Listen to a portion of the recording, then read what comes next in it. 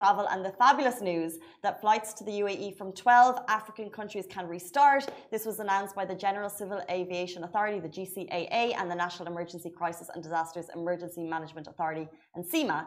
They have announced the resumption of all inbound flights from national and international carriers and transit passengers coming into the UAE. So flights from Kenya, Tanzania, Ethiopia, Nigeria, Republic of Congo, South Africa, Botswana, Eswatini, Lesotho, Mozambique, Namibia, and Zimbabwe can restart, in addition to updating the entry measures for travelers coming in from Uganda. Now, Ghana and Rwanda flights will reopen from Saturday, January 29th, effective 14:30, which is 2:30 p.m., and while adhering to all relevant precautionary measures in place.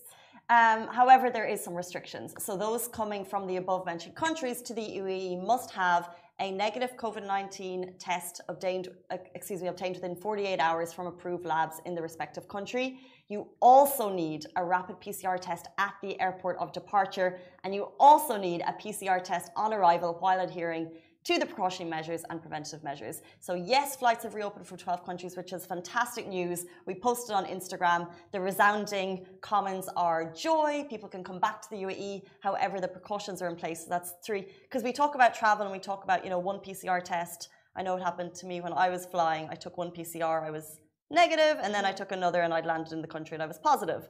But now the UAE is putting serious precautions in place. That's 3 PCRs. It's going to be across probably 3 days to make sure that they have very strict precautions in place as they open up travel. Great news. That's amazing news, and so many people are absolutely thrilled. So many of Dubai expats have been stranded, and they've been just waiting to hear this amazing news of flights reopening so they can finally get back here to their friends and family and jobs and studies.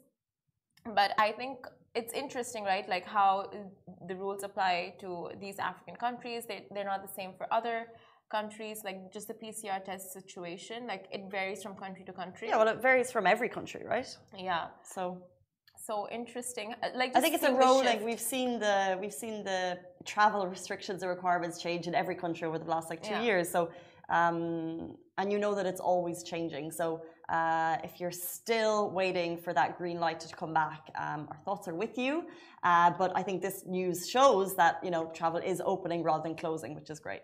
And I spoke to someone yesterday who was just lauding the UAE's the way they've handled the pandemic and the flight situation, especially the whole aviation thing, and not shutting down flights altogether like a lot of countries have. They've kept it open, and they're putting all precautions in place. But they're trying to speed up the whole process of lifting regulations if they've implemented any.